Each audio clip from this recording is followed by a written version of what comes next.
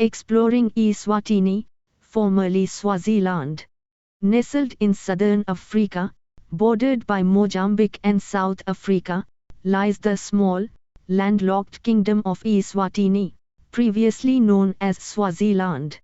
This blog post delves into its fascinating history and unique currency. From strong monarchies to independence, the Swazi people, who arrived before the mid-19th century, boast a rich history governed by a series of powerful royal houses.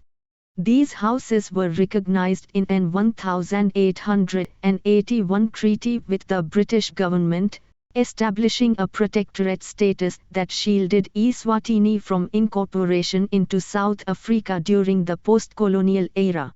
Finally, in 1968, Eswatini gained its formal independence from Britain. A commemorative currency. To celebrate this momentous occasion, a set of silver coins were minted. However, a circulating Swazi currency, the Lilangeni, wasn't introduced until 1974. Divided into 100 cents, the Lilangeni coexists with the South African rand. Uniquely shaped coins. Eswatini's early circulating coins stood out for their unusual shapes. Imagine 12-sided coins, squares, and coins with varying numbers of scallops. While recent issues are round, they often pay homage to these earlier shapes through their edged designs. A royal touch. The obverse, heads, side of all Eswatini coins features the portrait of the reigning monarch. So far, this has been either Shoguza II or Mswati III. Interestingly, the Queen Mother, Mfumbi, served as regent between the two reigns.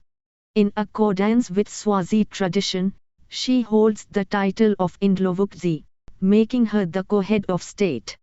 Her portrait graces the reverse of the current 1 Lilangeni coin. A change of name, a change in currency. Some African languages use prefixes to denote plurals. This is reflected in Eswatini's currency. Denominations higher than 1 Lilangeni are called Imulangeni, and the official abbreviation changes from L to E accordingly. It's important to note that circulating coins up to 2018 still bear the inscription, Swaziland, reflecting the country's previous name. This is because the official name change to Eswatini only occurred in that year.